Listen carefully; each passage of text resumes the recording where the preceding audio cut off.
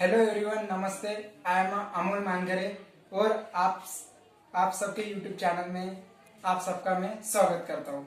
देखिए गाइस, हम अभी तक हमारे 8 चैप्टर मतलब कि या 8 अध्याय हम अच्छे तरीके से कंप्लीट करा चुके हैं। बट लेकिन मैंने आज अभी यहाँ पर आप लोगों का 9वां अध्याय मैंने आज थोड़ा सा स्किप किया है। क्योंकि क्योंकि देखिए 9वें अध्याय में मतलब क्या 9th नंबर का जो चैप्टर है उसमें इतनी अच्छी सी इतनी कुछ इम्पोर्टेंट जानकारी नहीं है। बट फिर भी आप लोग क्या करें, उसे मतलब अच्छे से पढ़ लो, रीडिंग कर लो। कुछ भी मतलब प्रॉब्लम वगैरह आती है तो फिर मेरा जो कांटेक्ट नंबर है उस कांटेक्ट नंबर पे कॉल करके आपकी जो भी कुछ समस्या रहेंगी उसका मैं समाधान करा दूंगा। तो फिर देखिए यहाँ पे एवरीवन, मैंने आज यहाँ पर अपना 10वां अध्याय मैंने अभी यहाँ पर स्टार्ट करा रहा हूँ एनसीईआरटी का। तो देखिए 10 चैप्टर का नाम है व्यापारी, राजा और तीर्थयात्री।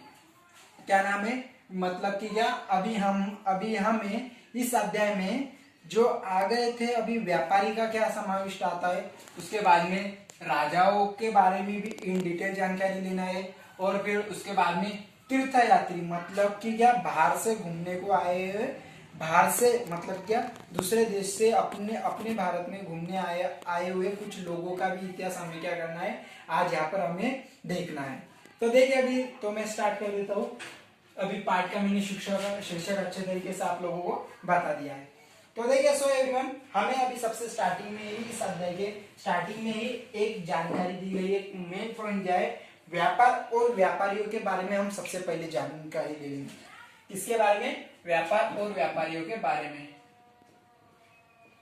व्यापार और व्यापारियों के बारे में भाई दिख रहा है वो अच्छे से? ओके, व्यापार और व्यापारियों के बारे में, व्यापार और व्यापारियों के बारे में जानकारी लेना है अभी अच्छे से। तो फिर देखिए व्यापार का कुछ जो इतिहास स्टार्ट होता है, तो वो देखिए वो स्टार्ट होता है मतलब कि क्या दक्षिण भारत सोना, मसाले, खास तौर पर काली मिर्च तथा कीमती पत्थरों के लिए बहुत ही ज्यादा प्रसिद्ध था। मतलब कि क्या दक्षिण भारत जो था, कौन सा, देखिए अभी मैं यहाँ पे पॉइंट के साथ भी लिखा के दे रहा हूँ डायरेक्ट। दक्षिण भारत कौन सा? दक्षिण भारत क्या था? खास तरीके से सोना मसाले, उसके बाद में क्या सोना मसाले और काली मिर्च में क्या, काली मिर्च के लिए क्या था, बहुत ही फेमस था। मतलब क्या उसमें बहुत ज्यादा मांग थी। और फिर पश्चिमी में जो देश था रोम में मतलब कि क्या काली मिर्च की इतनी मांग थी कि मतलब कि क्या इस काली मिर्च की इतनी मांग थी रोम में कि अपने रोमन साम्राज्य को क्या कहते थे, काले कुछ तो बोलते, देखिए उसे कहते थे काले सोने का देश बोलते थे। क्या बोलते थे उसे? काले सोने का, काले सोने के नाम से उसे मतलब बुलाया करते थे। किसको? रोम को। क्या नाम से? काले सोने के नाम से। ये आपके लिए एक इंपॉर्टेंट क्वेश्चन है, तो मतलब क्या आपके जीके के लिए उसे आप जरूर ध्यान में रखिएगा। और फिर बाद में व्यापारी इन क्या करते थे, दक्षिण भारत में सोना, मसाले, काली मिर्च को अच्छे तरीके से खरीद लेते थे। रोम में मतलब कि क्या काली मिर्च की इतनी कुछ अधिकांश में मात्रा थी, इसकी वजह से उसे क्या रोम को काले सोने के नाम से भी बुलाते थे।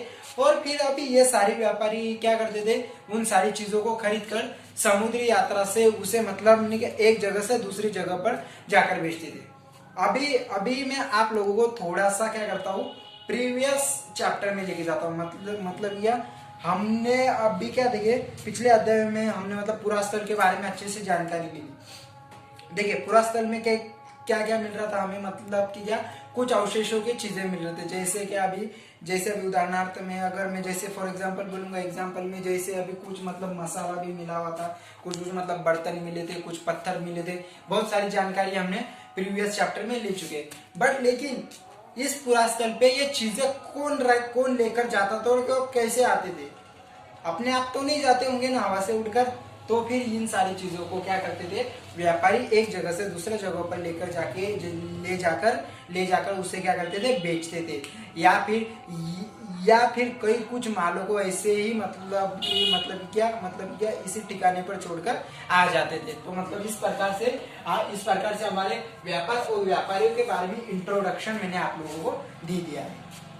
इंट्रोडक्शन तो अभी चलिए, अभी उनका इंट्रोडक्शन तो अच्छे से हो चुका है। और फिर अभी कुछ समुद्र तटों से लगे हुए कुछ राज्य के बारे में अभी हमें जानना है। मतलब क्या समुद्र तट राज्य, किसके समुद्र तट राज्य, क्या जानना है, समुद्र तट राज्यों के बारे में अभी जानना है हमें। समुद्र तट राज्य अभी देखिए अभी क्या क्या आता था। और फिर ये राज्य में समुद्र तट जो राज्य था उसमें यह दक्षिण भाग सबसे महत्वपूर्ण था। क्या दक्षिण भाग में सबसे ज्यादा क्या मिलता था हमें अभी भी समुद्र तट राज्य देखने को मिलता है कभी किधर दक्षिण भाग में, मतलब क्या दक्षिण दिशा में बहुत ज्यादा से देखने को मिलते हैं। और फिर अभी इन समुद्र में क्या आता है, पहाड़, मैदानी नदियां, पठार मैदान, पहाड़ियां, ऐसे क्या बहुत सारे ठिकान आते हैं। लेकिन अभी इन मैदानों में क्या, अभी इन मैदानों में कावेरी नदी, किस नदी का बोल रहा हूँ देखिए अच्छे तरीके से, इस इलाके में क्या, इस मैदानी इलाके में कावेरी नदी का मैदान सबसे उपजाऊ है। किसका, कावेरी मैदान का, किसका, कावेरी मैदान का, सॉरी किसका, कावेरी मैदान का। कावेरी नदी का मैदान क्या है, सबसे ज्यादा क्या है, उपजाऊ मतलब क्या, खेती के लिए सबसे बेस्ट है। किसका, कावेरी नदी का। वो चीज आप ध्यान में रखो, ये कावेरी नदी काले सोने को अच्छे से एक बार और ध्यान में रख लीजिएगा। और एक बार बता दे रहा हूँ आप लोगों को। और फिर अभी इन सारे कुछ मतलब की क्या, बहुत सारे कुछ मतलब अभी तटीय राज्यों में क्या मिली, कविताओं के ऊपर भी हमें जानकारी मिलती है। और फिर अभी इन कविताओं में मैं आप लोगों को थोड़ा सा क्या जानने वाला हूँ, थोड़ा भी इन डिटेल जानने वाला हूँ। तो ये पॉइंट में रख कर देता हूँ और अभी यहाँ से अभी आप लोगों को रियल नोट्स में लिखाने वाला हूँ अच्छे तरीके से। देखिए स्टूडेंट्स, अगर किसी को मतलब लैंग्वेज कुछ समझ में नहीं आती है, कुछ प्रॉब्लम्स अगर हो रहता है तो मतलब वो कमेंट्स किया करो। कुछ मतलब आपकी क्या परेशानियां है, या मतलब कि क्या मेरी लैंग्वेज समझ में आती है या नहीं, या फिर मतलब कि क्या मुझ में कुछ नेगेटिव पॉइंट है, या कुछ जो सारी कुछ चीजें जो रहेंगी वो आप कमेंट्स में बताते जाओ। इस वजह से मतलब क्या होगा कि मतलब मैं भी इसमें क्या कर सकूंगा, इम्प्रूवमेंट में जल्दी लाकर आपको जैसे पसंद आई वैसे मैं करने की पूरी कोशिश करता हूँ, लेकिन और तरीके से मैं करूंगा। और अभी देखिए इन संगम कविताओं में हमें क्या, एक मोवेंदार कविता मिलती, किस नाम की, मोवेंदार। अभी इस मोवेंदार का अर्थ क्या होता है, तीन मुखिया। अर्थ देखिए अभी इनका क्या होता है, तीन मुखिया। मतलब कि क्या, इस मोवेंदार का अर्थ होता है तीन मुखिया। इस मोवेंदार में तीन सबसे महत्वपूर्ण वंश आते, राजवंश, जिनका नाम क्या है, चोल। पहला है चोल, दूसरा है चेर और तीसरा है पांड्य।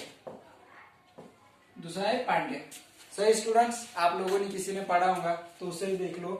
मतलब कि अभी यहाँ पे बहुत सारे कुछ कॉम्पिटिटिव एग्जामिनेशन के भी स्टूडेंट अभी यहाँ पर इस वीडियो देखने के लिए लाइव आते हैं, तो इस वजह से उन्हें भी समझाना पड़ता है। तो फिर क्या, इस मोवेंदार कविताओं में क्या, तीन क्या मिलते हैं हमें, सबसे इंपॉर्टेंट मिलते हैं। कौन है, चोल चेर पांड्य। उनका क्या है, मतलब बहुत सारा कुछ यहाँ पर उनके बारे में भी जानकारी दी गई चोल चेर पांड्य में। और अभी इनके बारे में देखिए, ये जो था चोल चेर पांड्य, ये क्या दक्षिण भारत में सबसे शक्तिशाली है। कहाँ पर है, दक्षिण भारत में। इधर लिख के देता हूँ, किसमें, दक्षिण भारत में। दक्षिण भारत में क्या था, वो सबसे ज्यादा शक्तिशाली कौन थे, चोल चेर पांड्य तीनों के तीनों दिखाई देते। फिर बाद में इन तीनों मुखियाओं के, ये जो सारे तीन मुखिया थे, इन तीनों के क्या थे, अपने अपने स्पेशल दो क्या थे, सत्ता केंद्र थे। मतलब क्या, दो अच्छे अपने राज्य केंद्र या सत्ता केंद्र हम उसे कह सकते। मतलब क्या, हर एक का स्पेशलिस्ट दो होता था, दो चार मिलाकर हुए पूरे 6। मतलब क्या, इस प्रकार से मेन 6 प्रकार के क्या महत्वपूर्ण सत्ता केंद्र थे, महत्वपूर्ण सत्ता केंद्र थे। और फिर अभी इनमें से तटीय हिस्से में आता था। और फिर मतलब कि क्या, किसी अंदरूनी हिस्से में भी कुछ आता था। और फिर बाद में 6 केंद्रों में से दो केंद्र क्या थे, सबसे महत्वपूर्ण थे, जिसमें क्या था, चोलों का पत्तनपुआर या कावेरी पट्टनम। चोल का क्या बोल रहा हूँ, देखो क्या बोल रहा हूँ, चोल का है पत्तनपुआर, पत्तनपुर और कावेरी पट्टनम। कावेरी पट्टनम, देखिए ये नोट्स बहुत इंपॉर्टेंट है इस चैप्टर में, मतलब बहुत ज्यादा देर लगने वाली इस चैप्टर को कवर अप करने के लिए, और इसमें बहुत ज्यादा कंफ्यूजन है, तो करके ये नोट्स लिखा लो, उसे बाद में आपको कहीं पर नहीं मिलेंगे इतने शॉर्ट नोट्स और इतना अच्छे से समझाओ। पत्तनपुर और कावेरी पट्टनम। तो फिर दूसरा पांड्यों का क्या था, पांड्यों की राजधानी मदुरै, मतलब क्या था, ये दोनों क्या थे, 6 में से ये दोनों क्या थे, महत्वपूर्ण केंद्र थे उनके। मदुरै जो क्या थी, चोर की राजधानी थी, चोर की क्या थी, वो राजधानी थी। देखिए और फिर बाद में इन मुखिया, और अभी ये जो मुखिया थे, ये जो चेर का यहाँ पे कुछ महत्वपूर्ण केंद्र इतना नहीं दिया, सिर्फ इसका चोर और पांडे का, ये आप क्वेश्चन में पूछ लिया था, लेकिन वो इतना ही। ओके, और फिर बाद में ये जो मुखिया थे, ये इन मुखियाओं का मतलब क्या, नियमित रूप से कर लेने का कुछ काम नहीं था, वो मतलब क्या नियमित रूप से कुछ कर नहीं लेते थे, वो क्या करते थे, सिर्फ अपनी जनता से क्या कुछ उपहारों की क्या करते थे, मांग करते थे। और फिर बाद में कुछ जो मतलब कि क्या नहीं क्या ऐसे ऐसे कुछ जो मतलब शासक वगैरह रहते थे, वो क्या करते थे, अपनी जो भी राजधानी रहेंगी या अपना जो राज्य रहेगा उस राज्य में जाते थे, और फिर बाद में इस राज्य से जाकर क्या कर वसूलते थे, क्या करते थे, कर वसूल कर लाते थे, कर वसूलते थे क्या अपनी राजधानी या अपने अलग अलग प्रकार के राज्यों में जाकर। और फिर बाद में इन कर, ये जो कर वसूलते थे, इन सारे करों को क्या करते थे, अपने के लिए कुछ मतलब रख लेते थे, बाकी का कुछ हिस्सा मतलब नहीं, अपने कुछ रिश्तेदारों को, अपने कुछ सिपाहियों को, अपने कुछ सरदारों को, या फिर कुछ मतलब नहीं कि आम लोगों जनताओं के लिए भी वो दे देते थे, उन्हें मतलब वो बांट देते थे। और फिर बाद में इन सारे महलों में एक एक क्या था, एक कवि रहता था, एक कवि का भी सबसे ज्यादा महत्वपूर्ण पोस्ट थी। और फिर बाद में इस कवि का काम क्या था कि अपना जो भी शासक हो रहेगा उसके बारे में क्या करना, अच्छे बारे में कविता है वो लिखना।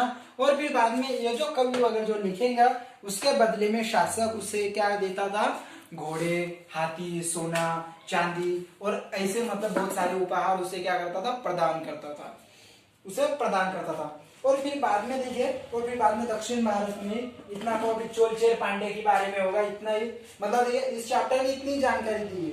अगले इसमें हमें चोल चेर पांडे के बारे में बहुत कुछ जानना है, तब मैं आप लोगों को सारा मैं डीप में बता दूंगा।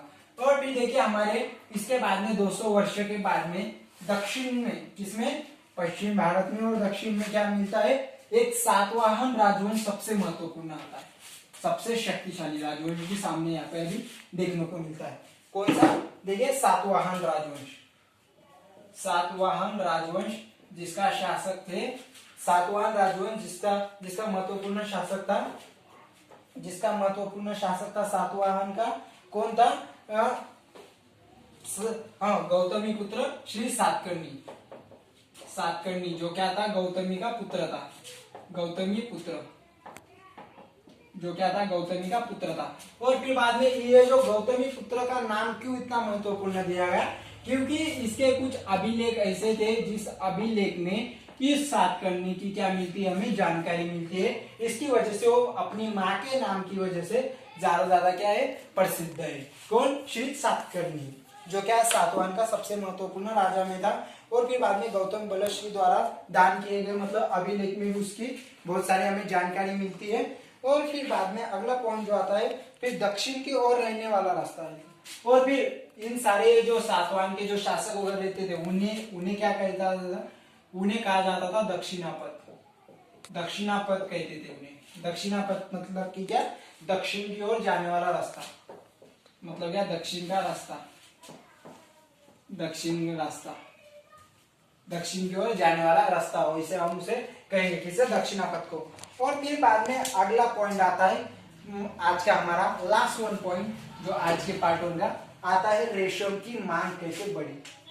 अभी रेशम की दुनिया के बारे में जान रहा हूं आपको, रेशम ओके। अभी मैं आपको रेशम मार्ग की कहानी बताने वाला हूँ। तो देखिए आज भी हमें क्या रेशम की खासियत क्या है, सबसे ज्यादा क्या रहते हैं, मुलायम रहते हैं, कपड़े बहुत ही क्या रहते हैं, मुलायम है और अच्छे अच्छे दिखते हैं। इस वजह से क्या आज भी रेशमी कपड़े की क्या बहुत ज्यादा मांग है। तो इसी प्रकार से पूर्वकालीन में भी क्या था रेशमी रेशमी कपड़ों को मतलब क्या बहुत ज्यादा मांग थी। और फिर देखिए इन रेशम से कपड़े किस प्रकार से बनाए जाते हैं, सबसे महत्वपूर्ण ये पॉइंट आता है। तो फिर उसे देखिए उसे क्या कहा जाता है, उसे तो सबसे पहले रेशम के कीड़े से, रेशम का जो कीड़ा रहता है उससे क्या किया जाता है, उस कीड़े से कच्चा माल निकाला जाता है और फिर बाद में उसे सूत से उसे अपना जो सूत रहता है सूत से उसे मतलब बुनाई करते हैं और फिर बाद में इस बुनाई के बाद में हमें कपड़ा के रूप में वो दिखने को मिलता है। और फिर बाद में अभी हम देख रहे थे इस रेशम की मार्क की कहानी में, अभी रेशम का इस प्रकार से बनता है तो मैंने आप लोगों को बता दिया। अभी रेशम मार्क की कहानी में जो क्या है, रेशम का सबसे पहले आविष्कार किसने किया, रेशम का प्रभाव तो किया चीन ने।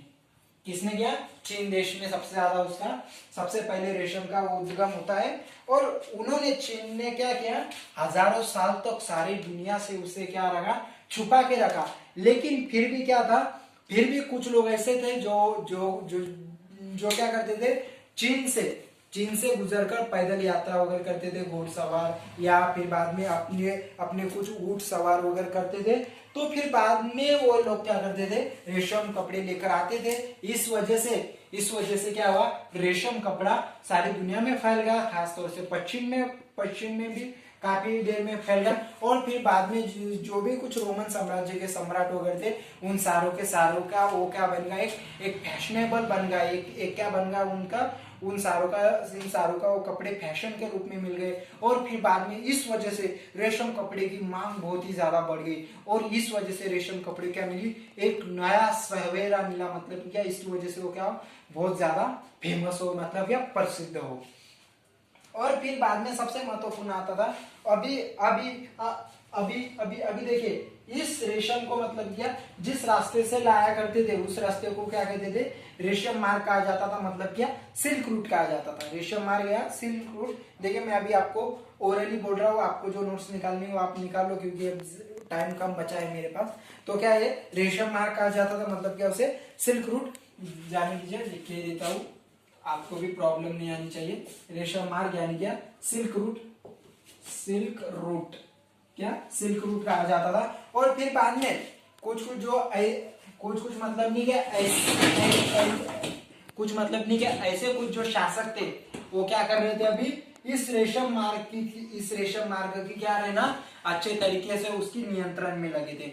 मतलब कि क्या अभी इस नियंत्रण में अभी कैसे, अगर कोई व्यापारी अगर उस रेशम को क्या करता है लेकर आता है चीन से, तो कुछ लुटेरे क्या करते थे, उस रास्ते को उस व्यापारी को रास्ते में ही पकड़कर उससे मतलब क्या करते थे, उन सारे मालों को लूट लेते थे। और फिर बाद में इसकी वजह से क्या होता था, ये जो शासक के राज्यों में से जा रहे थे इन शासकों का मतलब क्या होता था, उनका नाम खराब होता था। और फिर बाद में ये जो शासक थे वो क्या करते थे, उन व्यापारियों से मतलब कर वसूलते थे। वो जाते थे ना, तो फिर जाते जाते नहीं क्या वो क्या करते थे, उनके पास से कर भी लेते थे। कर की मात्रा मतलब नहीं क्या कुछ कपड़ों की भी वो मांग से रखते थे। और तो फिर इसकी वजह से क्या करते थे, वो सिल्क रूट को भी बचाए रखना, उसका नियंत्रण रखना और व्यापारियों को सही सलामत लौटाना, सही सलामत उन्हें उनके सक्सेस तक जाने देना उनका काम रहता था। और फिर बाद में इसमें देखिए, इसमें सबसे महत्वपूर्ण राजा का मतलब क्या, इस सिल्क रूट पे नियंत्रण करने वाला था कुषाण। कौन था, कुषाण था। और फिर बाद में अभी इस कुषाण के बारे में थोड़ा सा जान लेंगे। तो देखिए कुषाण क्या था, वो मध्य एशिया का शासक था। किसका, मध्य एशिया का शासक था, जिसकी राजधानी मध्य एशिया का राज था, जिसके पेशेवर और मथुरा जो महत्वपूर्ण केंद्र थे, जिसका क्या आता था, जिसका मथुरा भी क्या आता था, एक महत्वपूर्ण केंद्र आता था। किसका, मथुरा उसके राज्य में महत्वपूर्ण केंद्र आता था। उसके बाद में तक्षशिला भी उसके राज्य में आती थी। कौन, तक्षशिला का गया पिछले अध्याय में मैंने आपको पूरा इतिहास बता दिया। तो फिर बाद में इस मथुरा तक्षशिला का भी आता था। और फिर बाद में अच्छे तरीके से उस उपमहाद्वीप में सबसे पहले सोने के सिक्के भी जारी करने वाला कौन था, यही कुषाण था। जो हम आगे देखने वाले हैं बहुत अच्छी जानकारी में। और फिर बाद में इस तरीके से सारे रेशम की मार्क की कहानी भी अच्छे तरीके से हमारे यहाँ पर खत्म हो गई। देखिए वो पार्ट ज्यादा कंफ्यूजन वाला है, फिर भी मैं आप लोगों को एकदम फ्रेंडली सिखा रहा हूँ, फिर भी मतलब मेरी तरीके से मैं मेरी तरफ से पूरी कोशिश कर रहा हूँ। अगर आप लोगों को अभी भी कुछ समझ में नहीं आ रहा है तो फिर डायरेक्टली क्या करो, कमेंट्स बॉक्स में जो भी कुछ कंफ्यूजन है, जो भी कुछ प्रॉब्लम्स है, डायरेक्टली क्या करो, वीडियो को स्किप मत करो, डायरेक्टली क्या कर दो, कमेंट्स में बता दो, या फिर कांटेक्ट करने से अच्छा है कि मतलब आप क्या करो, कमेंट्स में ही बता दो। सो गाइस, तो फिर आज मैं अपना पार्ट 1 यहीं पे क्या करता हूँ, समाप्त करता हूँ। चलो तो फिर मैं आपसे अभी अनुमति लेना चाहूंगा। जय हिंद।